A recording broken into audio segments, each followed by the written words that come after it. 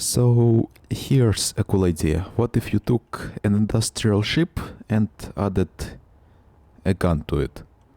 And turns out that idea is pretty good, because this thing can defeat most other ships that are on workshop. Well, workshop ships are not a good indicator of your performance because, well, they are generally quite bad, PCU and function-wise. Except mine. All my ships are amazing. They are not. They suck too. Except this one. So for like 11,000 PCU, you get 4 cargo containers, 4 refineries, 4 assemblers, a lot of thrust, and 16 railguns. So let's go over some theory in more detail and explain why things are the way they are here. So let's first talk about combat meta in Space Engineers. Basically, without any modifications to the games, like aerodynamic mods, different speeds for different grid sizes, and blah blah blah. Basically vanilla gameplay. In space, you build a giant brick with railguns at the front, have a bunch of armor on them with a small tiny gap for them to shoot through. These blastors could be full blocks. I just use blastors because they look nicer. And also they don't cost cobalt as a bonus. And the way the railguns are placed here. God damn it, I'm not very good with words. Because I haven't recorded anything in like almost half a year. So a more ideal placement of guns would be something like what people call railgun staircase. There's more exploitive ways to do it, but this is the less exploitive one. So just stack railguns above each other like this. It's difficult to conveyor, but what it does is it pretty much minimizes the frontal profile of each railgun from 2 blocks to 1 block. Which is important, because your frontal profile makes it either a lot harder or a lot easier for you to dodge shots. This ship could be like a lot more compact. I could staircase the railguns. That would reduce it almost by half, the gun area. And I could also have the thrusters be behind each other, kinda in a way that I don't like to do. So anyway, this ship is very not ideal, and a more ideal ship that one of the people that I know made. Here we go. For just 2000 PCU, you get this rod. Now let's paint it yellow, because black is the color I don't like. Just all meta ships are just black, and also they use that sci-fi skin. So what you have here, just a bunch of railguns, profile, frontal one, like 5x5 blocks, very hard to hit. This thing could, if this thing doesn't score any lucky hits on it, it can destroy this ship that is 10,000 PCU, and visit a lot of other ships on the workshop. Now, another parameter that you want to have a lot of is thrust, so you can, especially upward, so you can dodge a lot of shots and roll around to change your direction. But that's mostly useful for ships that would fight at close distance. But with this ship you can just sit at like 2000 meters and shoot railguns. And also some armor on the railguns. Right, so this armor can survive like a single hit from a railgun incoming shot. Which is nice. Well, in each of its spots, I guess. Not like one railgun shot just removes all this entire section. You would probably... This ship has like 7 Gs upward acceleration, which is too much. You could add more armor, but since this is an industrial ship, I also want to be able to carry some cargo with it planet side. So I guess no point in adding more armor, because then I wouldn't be able to carry a lot of cargo with it.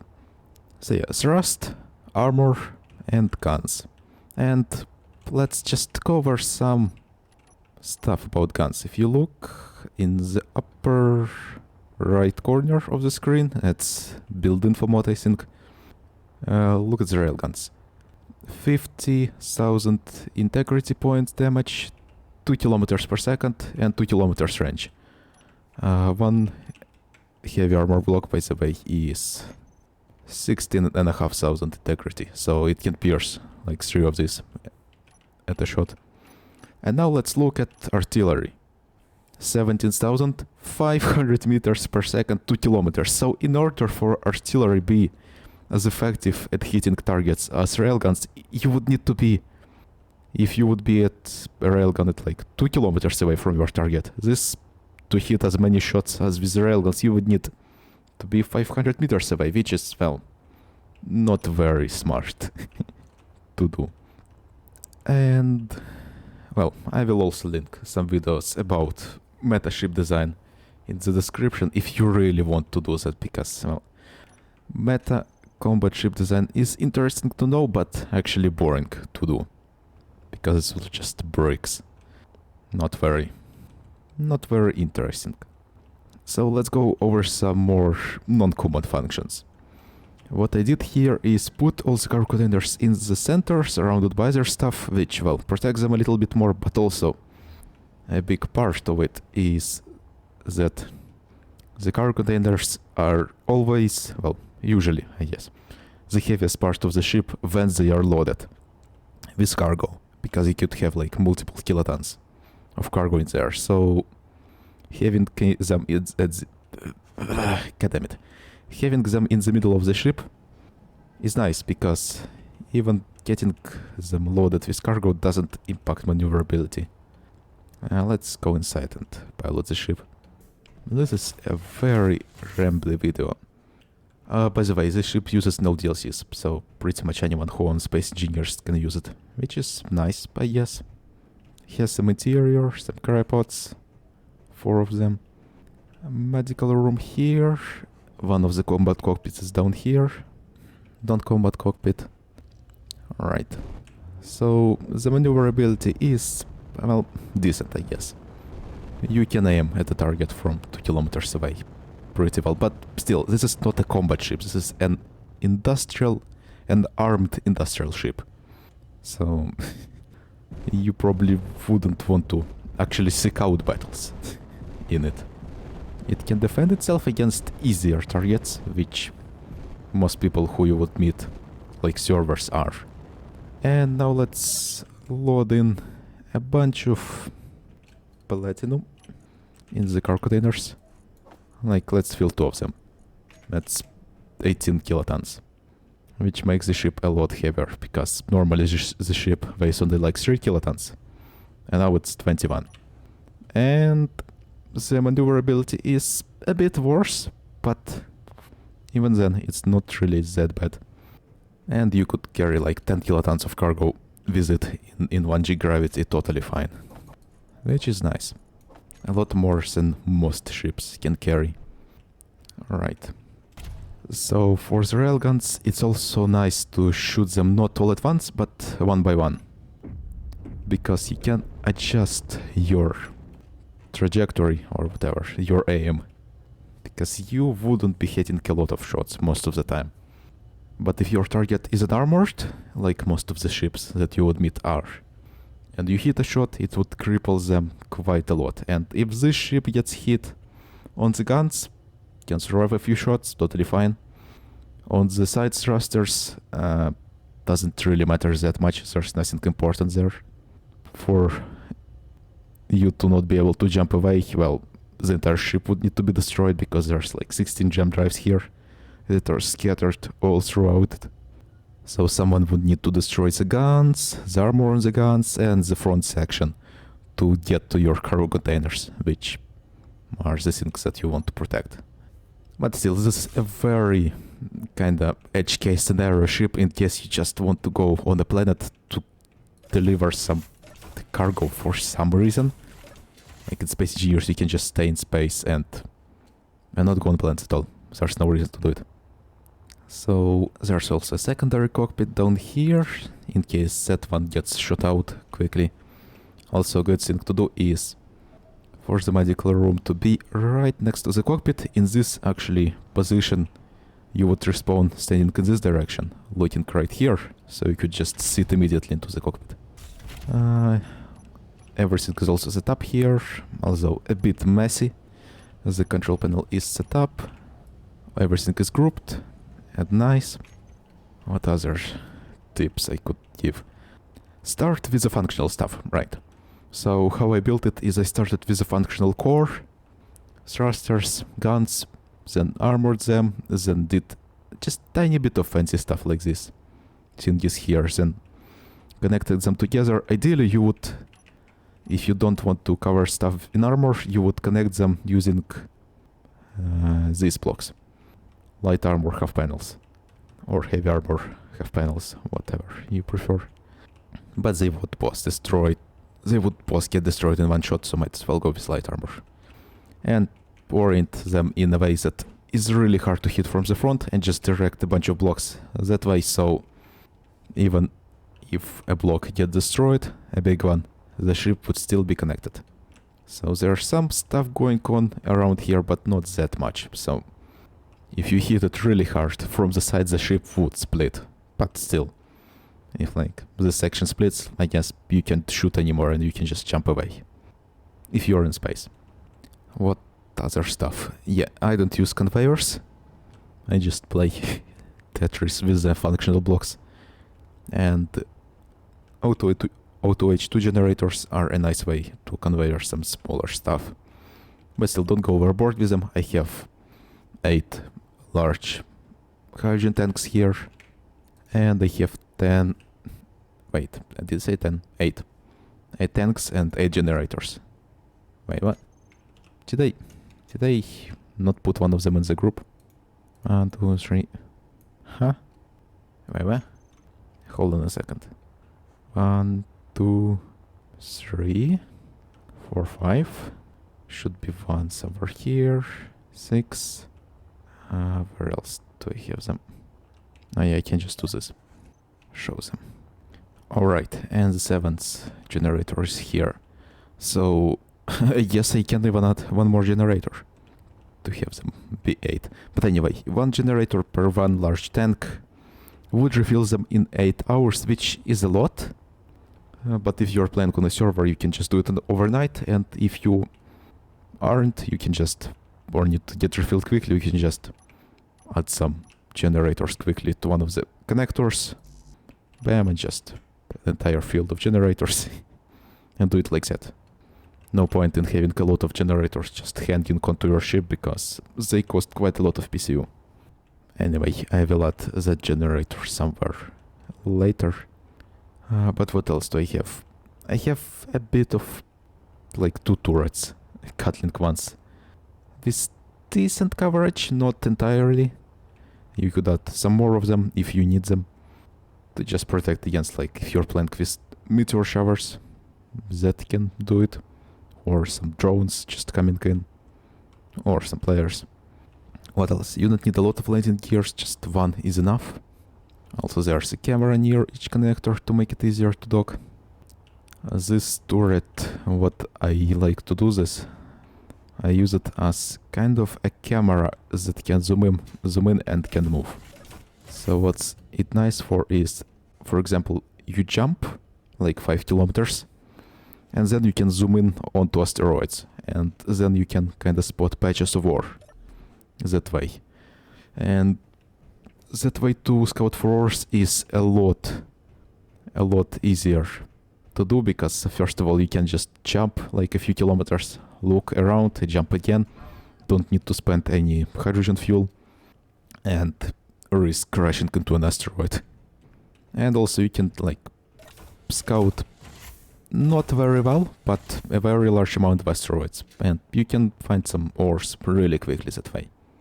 What else? We have ladders here, so you can access the ship easy from the ground. And what you would also want to do if you're using ladders, so people don't need to actually climb them, which takes like a really long time. Holy. You can just look up and bam. So you would want to have one ladder just above the floor you are on, you want to get on.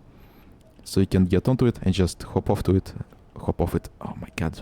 I'm messing up my words really hard today. And bam. That's it. Same here.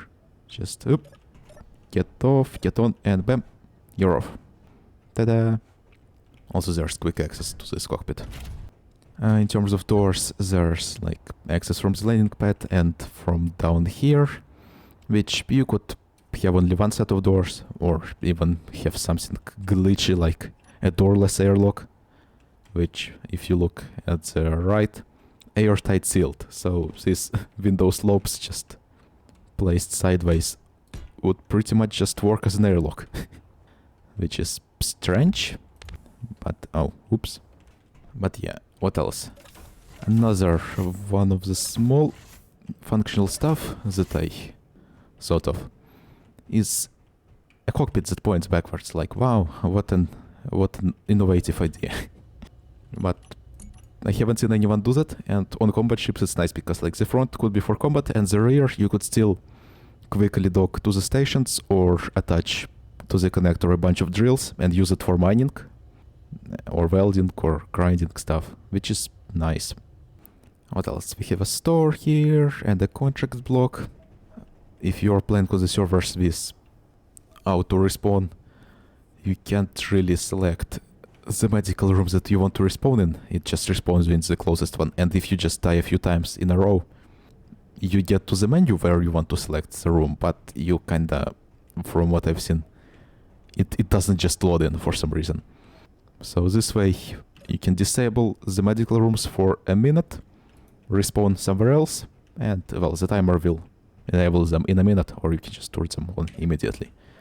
What else, what else? Oh yeah, another trick. So when you start the ship, to build it, when you start building a ship, you start by placing the first block.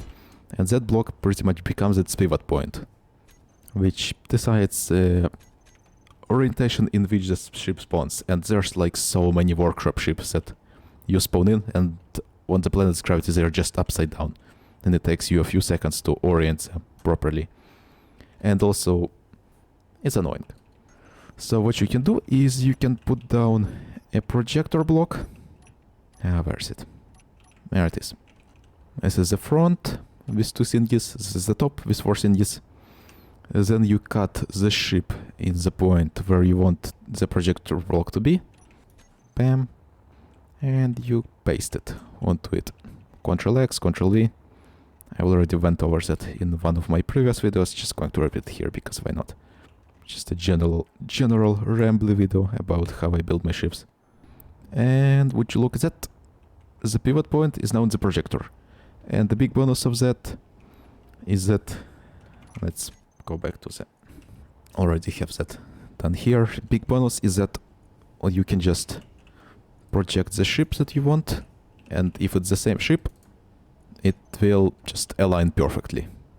Because I guess the pivot point is what centers it around the projector, and if the pivot point is at the projector, then, well, it's already centered without any adjustments. Which is great. Just convenient. Nothing large, but just convenient. What else? I have a safe zone and the cargo container for the safe zone ships, which is not in a very safe position. But you would probably put the safe zone ships in the cargo container for them when the safe zone is already active. And what you can do is you can, if you have your faction mates accessing the ship, you can just put the safe zone to private, put the cargo container with the safe zone ships to private, and put the generators to private. So they can just mess up your ship and make the safe zone go down if one of them just decides to screw you over. Just a little countermeasure, I guess. Antenna, beacon. What's nice about the beacon, I haven't put beacons before on the ships, but now I do. They have 4 times more range than an antenna. So if you want to use the ship as a meetup spot for some reason, then, well, a beacon is much nicer because you can just broadcast it to an entire planet instead of just a tiny bit of space. Alright, on the refineries I have yield modules, on the assemblers I have speed modules, You could replace the yield modules on the refineries with speed modules if you want. Yeah, and as I said, this ship has no DLCs, and if you have noticed, there's pretty much no armor blocks other than just these slopes on the front here. I don't like to use armor blocks because, well, they just... Look at this, it's a cube. This is a round slope. This is just a slope. Wow, so boring when you can use ramp. Look at the amount of detail on this. Amazing. By the way, have you noticed that the floor is stairs upside down? They make an amazing floor. They have a great texture or whatever it is on the bottom of it. Much better than interior walls. Oh my god. These blocks are so ugly. And also, it's not a masterpiece in terms of painting, but it still, I think it looks decent. And there's only 2 colors, and all the colors are just assigned to block type, which makes painting pretty much just automatic. You don't need to think about it. Else, ore detector is close to the rear end, because I guess that's where you would attach the drills if you're mining and you want the detector be as close to the asteroid as possible, to detect as much as possible of it. Also, don't forget about the buffer containers if the turrets just get disconnected from the main container. Although, if the refinery just gets destroyed, this is going to float off, but especially in the railguns. What's nice about this placement of the railguns is that it's easily expandable. So there's a connector on the sides of the railguns, which goes into the cargonator with the ammo here and into the other railguns. So you can just make a wall of these railguns as big as you want. What else? Another thing, besides all the... Oh no, I glitched out. There we go. Besides all the deco stuff, notice the thingies on the side here. I went through carefully. There might be still some gaps, but I still went through carefully and tried to do the shipbuilding in a way that there won't be just any gaps between blocks, which are so annoying. The ship still works, the air tightness is still there, but it's really annoying because, well, there's just gaps and you're like, oh, that kinda looks strange. Well, now it doesn't. Now there's no gaps. Okay, this is a gap into the airtight room, which is fine. Right, what else? I think that might be it. Alright, the landing pad. Landing pads are nice. You kinda want to have a landing pad on an industrial ship because you might carry around some miners and some other stuff with you. And there's more connectors than I placed on my ships before. On the sides, here, and on the bottom. So you can dock more stuff. And you can just grind them down. Did you know that if you grind stuff down until... if it's not functional, then it's going to cost only 1 PCU, right? And look at the PCU. 612, and if we weld this up, copy 736. Yeah.